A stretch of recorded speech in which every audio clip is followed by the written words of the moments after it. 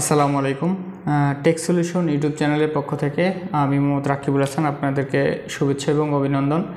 আজকে আপনাদের সাথে আমরা যে বিষয়টি শেয়ার করব সেটি হলো একটি কার্গো লিফট সম্পর্কে বেশ কিছু কোয়ারিজ। এবং আমি বর্তমানে আপনারা সবাই জানেন যে আমি লিফট সেক্টরের সাথে জড়িত রয়েছি।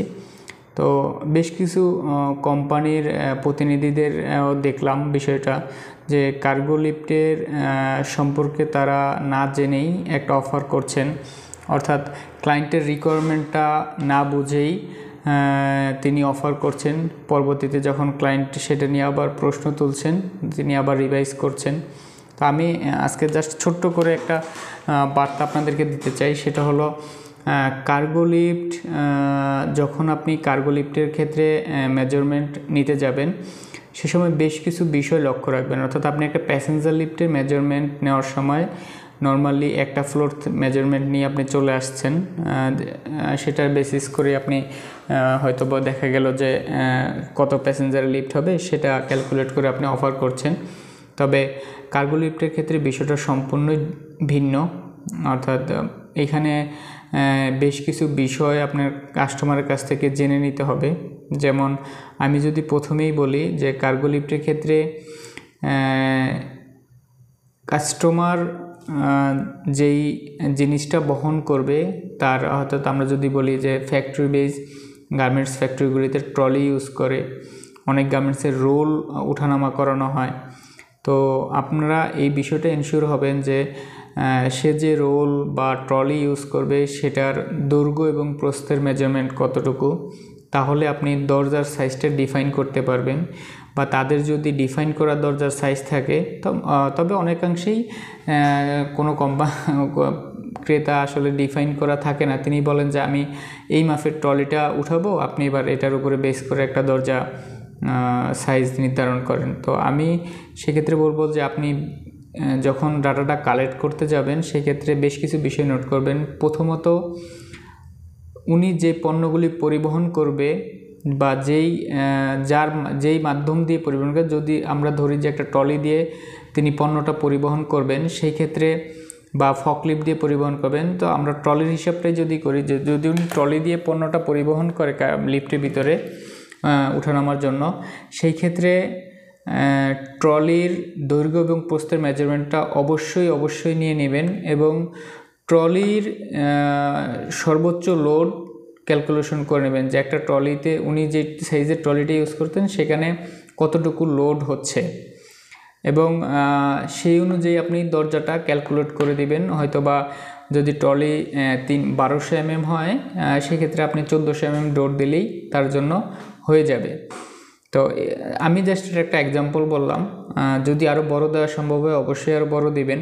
তো সেই ক্ষেত্রে ক্লায়েন্ট যা চেয়েছে তার উপরেই বেস করে নয়, যদি আপনি শ্যাফটের মেজারমেন্ট দেখে মনে করেন যে আরও বড় দরজা দেওয়া যেতে পারতো, তাহলে অবশ্যই সেটা ক্লায়েন্টকে সাজেস্ট করবেন যে স্যার এখানে আপনি তো এত মাপের দরজা চেয়েছেন, এখানে হয়তো আরও বেশি বা আরও বড় দরজা দেওয়া যাবে।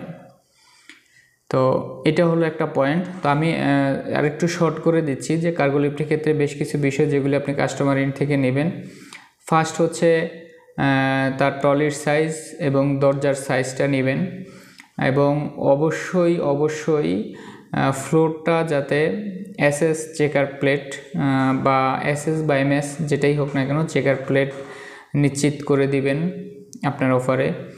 ইভেন ক্যাপাসিটিটা অবশ্যই তার যে ট্রলির লোড ক্যাপাসিটি তার থেকে যাতে বেশি হয় এমনভাবে ক্যাপাসিটিটা নির্ধারণ করবেন। দ্বিতীয়ত, প্রতিটা ফ্লোরের, আমরা যেমন নর্মালি প্যাসেঞ্জার লিফটের ক্ষেত্রে বা রেসিডেন্সিয়াল বিল্ডিংয়ের লিফটের ক্ষেত্রে একটা ফ্লোরের মেজারমেন্ট নিয়ে আমরা আনুপাতিক হারে বাকি ফ্লোরগুলোর মেজারমেন্ট করে নিই, কার্গো লিফটের ক্ষেত্রে কিন্তু সেটা সম্পূর্ণ ভিন্ন।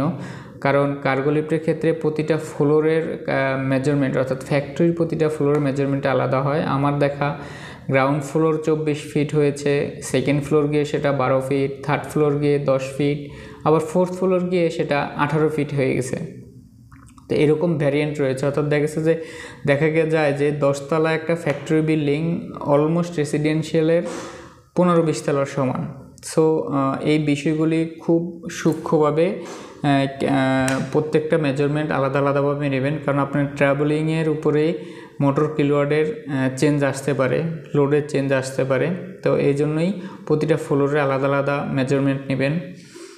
আর শ্যাফটের মেজারমেন্ট তো নেবেনই।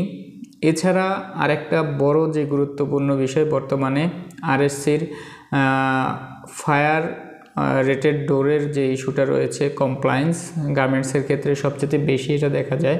তবে শুধু যে গার্মেন্টসের ক্ষেত্রে এটা এখন ম্যান্ডেটরি হয়েছে তা না, বিভিন্ন সেক্টরেও এখন আমরা দেখতে পাচ্ছি যে তারা ফায়ার রেটেড ডোরটাকে ম্যান্ডেটরি করছেন বা ফায়ার রেটেড ডোর রিকোয়ারমেন্টটা দিচ্ছেন। তো যখন আপনি একটা কার্গো লিফট রিকোয়ারমেন্ট আনতে যাবেন, অবশ্যই ক্লায়েন্টের কাছ থেকে জেনে নেবেন যে তার ফায়ার রেটেড ডোরের রিকোয়ারমেন্ট রয়েছে কিনা। আর যদি সেটা থাকে সেই ক্ষেত্রে এটা 2টা ভ্যারিয়েন্টের হয়, অর্থাৎ চাইনিজ এবং ইউরোপ। তো আপনি অবশ্যই আপনার যে লিফট কোম্পানি, যদি আপনি চায়না থেকে ইম্পোর্ট করে এনে বিক্রি করেন, তাহলে তো আপনি অবশ্যই চাইনিজটাই প্রোভাইড করবেন। তো সেটা অবশ্যই আগে কাস্টমারকে ইনফর্ম করে নেবেন যে স্যার আমার লিফটের যে ফায়ার রেটেড ডোরটা সেটা চাইনিজ হবে। কারণ দেখা গেল আপনার এবং ক্লায়েন্টের এই ভুল বোঝাবুঝির মাঝখানে যদি আপনি লিফটটা ইম্পোর্ট করে নিয়ে এসে লাগিয়ে দেন, আর তাদের যে কমপ্লায়েন্স কমিটি রয়েছে সেটা যদি পরবর্তীতে এই এই ডোরটা অ্যাকসেপ্ট না করে, আপনিও বিপদে পড়বেন, ওই কোম্পানিও সেটা নিয়ে বিপদে পড়বে। সো এটা সতর্ক হয়ে নেবেন যে স্যার আর আপনার ফায়ার রেটেড ডোর প্রয়োজন কিনা। ফায়ার রেটেড ডোরের রিকোয়ারমেন্টটা বিভিন্ন হয়, যেমন 120 মিনিট, 240 মিনিট, তো 240 মিনিট। তো এই বিষয়গুলি বারবার ইনশিওর হয়ে নেবেন। মোটামুটি এই বিষয়গুলি যদি ইনশিওর হয়ে আপনি একটা কার্গো লিফটের অফার কাস্টমারকে দেন, আই হোপ আপনি সবার থেকে এগিয়ে থাকবেন এবং কাস্টমার আপনাকে খুব পজিটিভলি নেবে যে হ্যাঁ, তিনি এক দেখাতেই ফ্রুটফুল একটা রেজাল্ট আপনার কাছ থেকে পেয়েছে। তো আমি আবারও বলবো যে কার্গো লিফটের ক্ষেত্রে অবশ্যই সতর্কতার সহিত ডাটা কালেকশন করবেন এবং অফার করবেন। সবাইকে অসংখ্য ধন্যবাদ এবং টেক সলিউশন ইউটিউব চ্যানেলের পক্ষ থেকে আপনাদেরকে শুভেচ্ছা এবং অভিনন্দন। এবং আমি আমার সকল ভাইদের বলবো যে টেক সলিউশন ইউটিউব চ্যানেলটা আপনারা সাবস্ক্রাইব করুন এবং আপনাদের কোনো প্রশ্ন থাকলে আমাদেরকে কমেন্ট বক্সে জানাবেন। আমরা পরবর্তী ভিডিওতে সেই প্রশ্নের উত্তরগুলি দেওয়ার জন্য আপ্রাণ চেষ্টা করব। আসসালামু আলাইকুম।